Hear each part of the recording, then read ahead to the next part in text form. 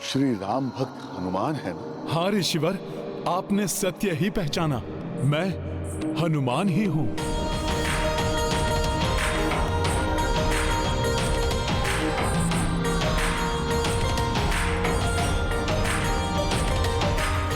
ब्रह्मा जी का कथन कभी मिथ्या नहीं होता। हनुमान से ही मुझे रामायण रचने के लिए सर्वोत्तम प्रेरणा एवं सहायता प्राप्त होगी। माता के लिए इससे उत्तम शरण स्थली कोई अन्य हो ही नहीं सकती। यहाँ यत्र तत्र प्रभु के नाम का ही तेज व्याप्त है। मैं धन्य हो गया जो प्रभु श्री राम के परम भक्त हनुमान मुझ निर्धन वाल्मीकि के आश्रम में पधारे। ऋषिवर वाल्मीकि, ये भी तो प्रभु श्री राम के भक्त हैं। मुझे विश्वास है माता सीता को यहाँ कोई कष्ट नहीं होगा।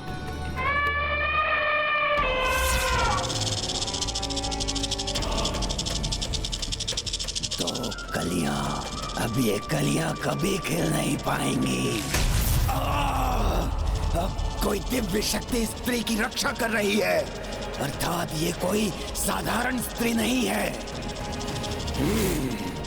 मैं भी शिशु भक्षी हूँ। ऐसी दिव्य सुरक्षा को सहन करते हुए आगे बढ़ना आता है मुझे। कोई भी शिशु, जन्मा हो या जन्मा, शिशु भक्षी से नहीं बच सकता। हाँ, मेरी अजन्मी संतान, अब इस एकाकी सीता के जीवित रहने का कारण मात्र तुम हो, अन्यथा। आप तो परम राम भक्त। मुझे जहां तक श्री राम के नाम की महिमा का बोध हुआ है, उसके अनुसार तो श्री राम के शरण में गए मनुष्य की चिंता स्वयं श्री राम करते हैं। तो फिर आपको किस बात की चिंता सता रही है? हाँ ऋषिवर, मैं माता सीता के लिए चिंतित हूँ। उनके लिए उचित शरण स्थली, कोई उपयुक्त पवित्र आश्रम ढूंढते हुए मैं यहाँ तक आया हूँ। माता सीता के लिए आश्रम? अयोध्या के महारानी के लिए श्री राम मर्यादा पुरुषोत्तम हैं। उनकी प्रजा में एक धोबी और उसकी पत्नी में कुछ मतभेद हुए और पति ने माता सीता को उदाहरण बनाते हुए अपनी पत्नी के चरित्र पर उंगली उठा दी, जिसे प्रभु ने देख लिया और उसे प्रजा के मन की बात मानकर उन्होंने माता सीता का परित्याग कर दिया। ये तो बड़ा ही अनर्थ हो गया श्रेष्ठ धर्म का पालन करने वाली देवी सीता के साथ। हाँ ऋषिवर, अपने श्रेष्ठ नारी धर्म का पालन करते हुए माता ने प्रभु की इस इच्छा को आदेश मानकर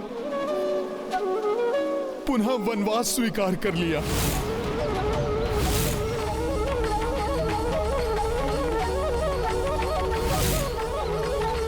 हनुमान, सीता मेरे लिए पुत्री समान है। यदि आप और सीता उचित समझें तो मेरे इस वाल्मीकि आश्रम में वो मेरी पुत्री बनकर रह सकती है। उनके पदार्पण से मेरा ये आश्रम धन्य हो जाएगा। अवश्य अवश्य ऋषिवर, आपके संरक्षण में माता सीता रहेंगी तो मैं भी निश्चिंत हो जाऊंगा। तो मुझे शीघ्र ही ले चलिए मेरी पुत्री सीता के पास। कहाँ है वो? ऋषिवर, माता यहाँ से उत्तर दिशा में कुछ ही दूरी पर हैं। आप आइए, मैं आपको स्वयं ले चलता हूँ। चलो।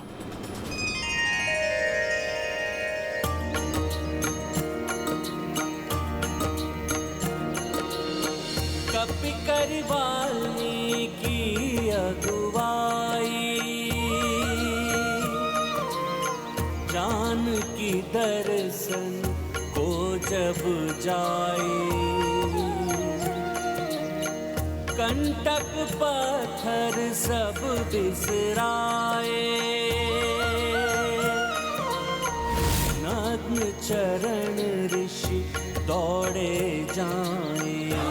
सिया राम जय हनुमान, उचित शरण मां सीता पाई। आशान्वित हुए कपिराई, सीता अकेली मौन को धारे। भावी संतानों को विचारे। सिया राम जय हनुमान।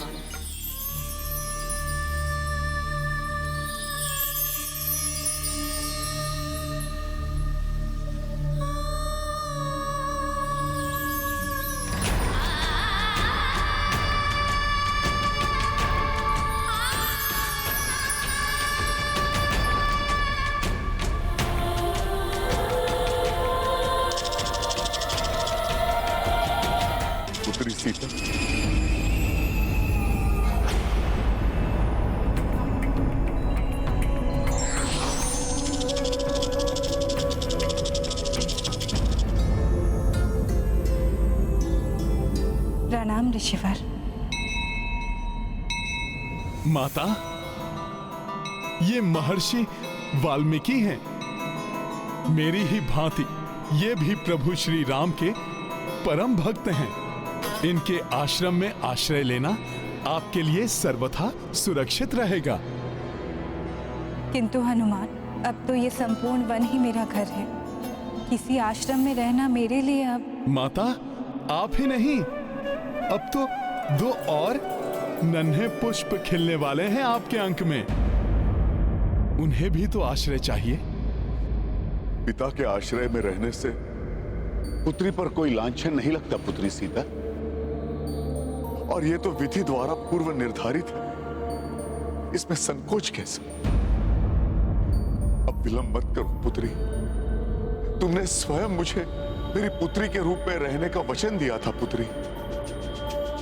आश्चर्य न करे पुत्री, वर्षों पूर्व की बात है। एक बार मैं समुद्र तट पर तपस्यारत था।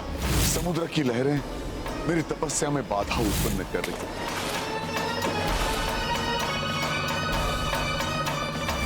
उन लहरों को नियंत्रण में करने की मैंने समुद्र देव से प्रार्थना की। हे पवित्र सागर, मैं वाल्मीकि पुनः आपसे प्रार्थना कर रहा हूं कि आपकी लहरों को नियंत्रण में रखिए। ये मेरी साधना में बाधा उत्पन्न कर रही है। किंतु अभिमानवश उन्होंने मेरी प्रार्थना पर ध्यान नहीं दिया और लहरें बारंबार मेरी तपस्या में बाधा उत्पन्न करने लगी। मुझ विशाल सागर को उलाहना मत दीजिए ऋषि वाल्मीकि।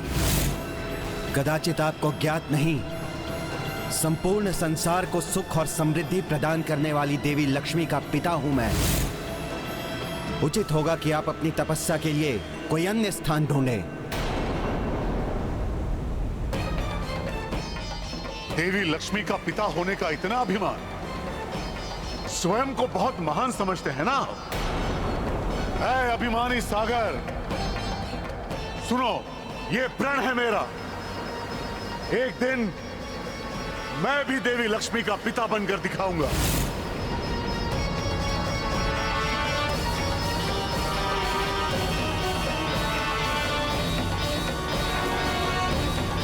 तुमने स्वयं मुझे मेरी पुत्री के रूप में रहने का वचन दिया था पुत्री। आश्चर्य न करे पुत्री, वर्षों पूर्व की बात। देवी लक्ष्मी का पिता होने का इतना अभिमान। ऐ अभिमानी सागर, सुनो, ये प्रण है मेरा। एक दिन मैं भी देवी लक्ष्मी का पिता बनकर दिखाऊंगा। और तब मैंने वहीं बैठकर पुनः तपस्या आरंभ कर दी। किंतु इस बार मेरी तपस्या का उद्देश्य था देवी लक्ष्मी को प्रसन्न करना। ओम श्री महालक्ष्मी नमः। ओम श्री महालक्ष्मी नमः। ओम श्री महालक्ष्मी नमः। महर्षि वाल्मीकि, माता,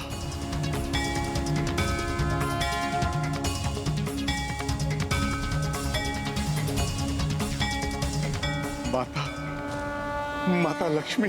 महर्षि वाल्मीकि, आपके तपस्या ने मुझे प्रसन्न कर दिया है। आप संसार के समस्त सुख, वैभव एवं समृद्धि कुछ भी प्राप्त कर सकते थे, किंतु आपने जिस उद्देश्य से मेरी तपस्या की है, आप उसके अधिकारी हैं। मैं आपको वरदान देती हूँ, प्रभु विष्णुदेव जब श्री रामावतार लेंगे, मैं आपके आश्रम में आपकी पुत्री बनकर रहूंगी। मैं धन्य हो गया माता, धन्य हो गया मैं। तुम उन्हीं माता लक्ष्मी का नारी अवतार हो पुत्री सीता, जो मुझे पिता का सुख देने आई हो। मेरा आश्रम तुम्हारे चरणों की धूल के स्पर्श से पवित्र हो जाएगा। चलो पुत्री। हाँ माता, अपनी संतान के लिए ही चलिए, जिन्होंने तो अभी इस संसार को देखा ही नहीं है। उचित है, किंतु एक बात, मेरी भी एक प्रार्थना है। मैं कौन हूँ, कहाँ से आई हूँ, मेरी कोई भी पहचान ना तो आश्रम में, ना तो कहीं और। यहाँ तक कि मेरी होने वाली संतानों को भी नहीं बताई जाए। तब मैं आश्रम में रहूंगी। पुत्र हनुमान, तुम भी किसी को नहीं बताओगे कि मैं कहाँ हूँ, और कभी भी अपने हनुमान रूप में मेरे होने वाली संतानों के समक्ष नहीं आओगे। माता, आप ऐसा क्यों कह रही हैं? क्योंकि मैं नहीं चाहती कि उनके पिता के प्रति कोई द्वेष भावना आए मेरे संतानों के मन में। जब उन्हें ये ज्ञात हो कि उनके पिता का नाम श्री राम है, जिन्होंने उनकी माता को त्याग दिया है। वचन चाहिए मुझे आप दोनों से।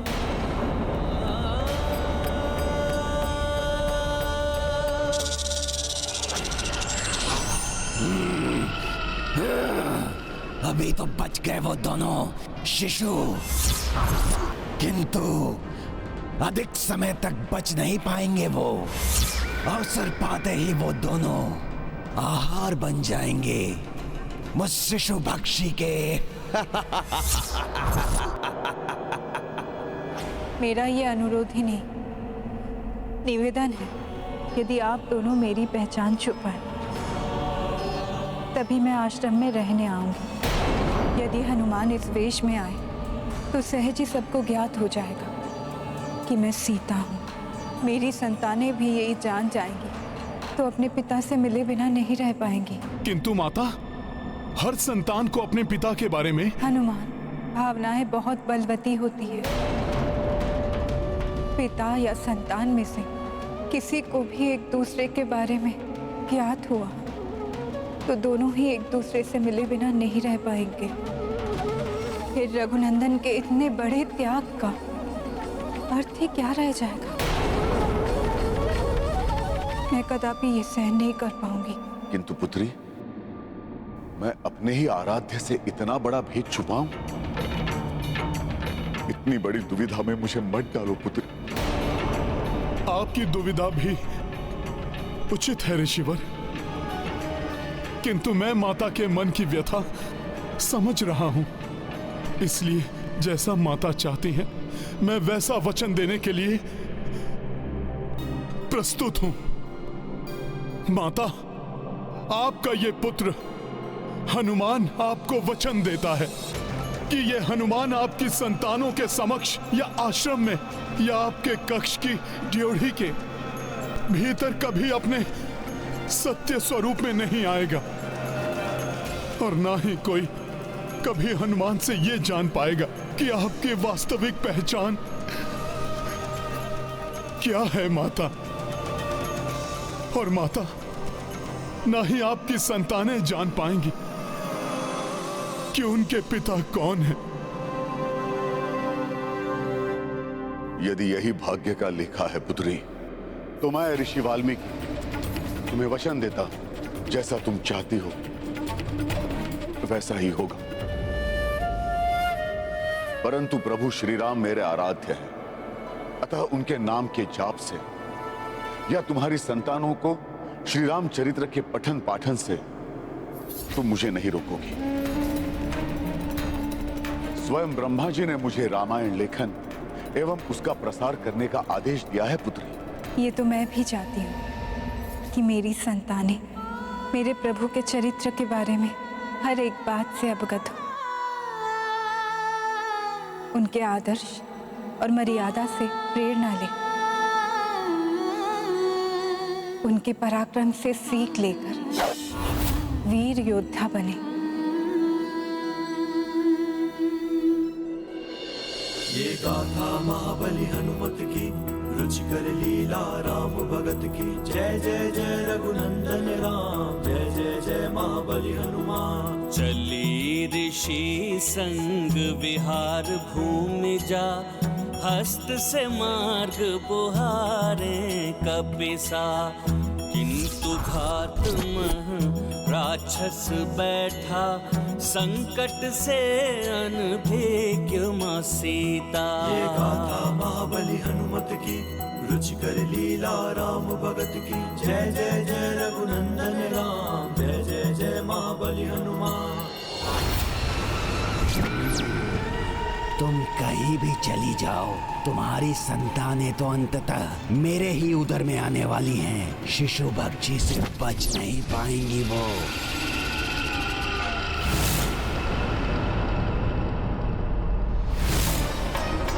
ये रथ, अशुभ रथ, जिस पर मुझे भाभी माँ को घोर वन में छोड़कर आना पड़ा, इस रथ के मैं टुकड़े टुकड़े कर दूंगा। रुक जाओ लक्ष्मण।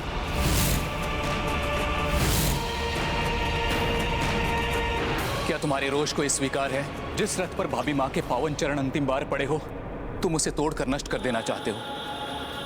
क्या अभागा हूँ भरत भैया मैं, जो भाभी माँ को। अब तो बस यही प्रार्थना है कि भाभी माँ को किसी अच्छे आश्रम में शरण मिल जाए।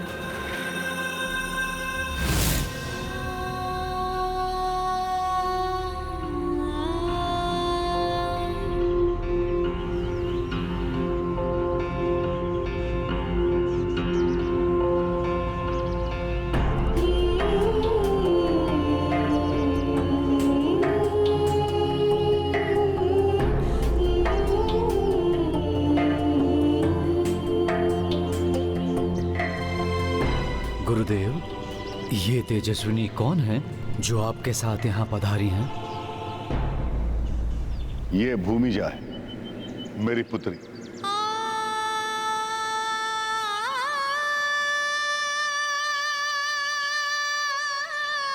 गर्भिणी है, इसलिए हमारे आश्रम आई है। अब से ये हमारे साथ ही रहेगी। पितृवर, ये तो बहुत अच्छा है। हमारे आश्रम में शिशु की किलकारियां गूंजेंगी। हाँ, बहुत आनंद आएगा।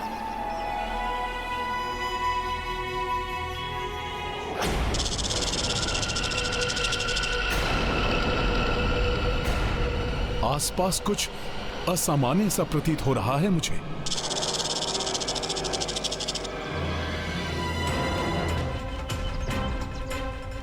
इसी ओर से ध्वनि आ रही है।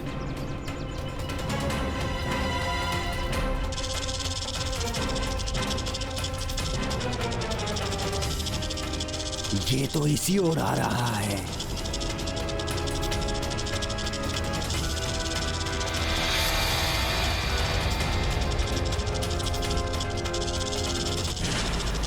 किसी आसुरी शक्ति का आभास हो रहा है मुझे।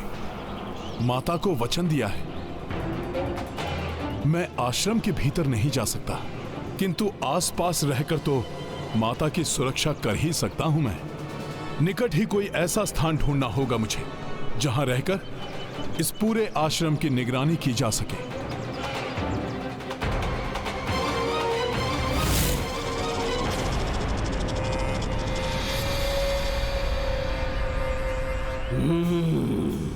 तुम निगरानी करते रह जाओगे वानर, और मैं भक्षण कर जाऊंगा शिशुओं का। छुपकर वार करना मेरी विशेषता है।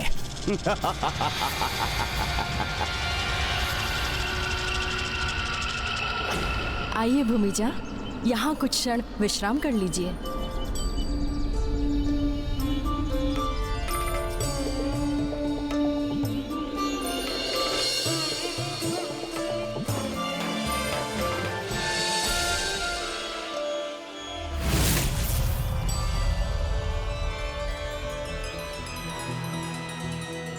ये लो भूमिजा, ये नवीन फल, इन्हें ग्रहण करो। ऐसी अवस्था में भोजन आदि का पूर्ण ध्यान रखना चाहिए। ये मेवे भी ग्रहण कीजिए। गर्भस्थ शिशु के पोषण के लिए ये आवश्यक है। सब माता की सेवा में लगी हुई हैं। अब मैं निश्चिंत हूं।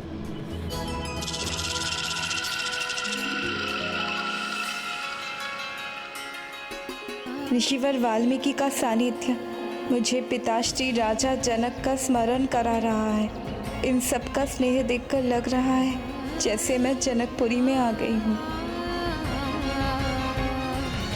आइए भूमिजा, आपको कुटिया में ले चलती हूँ।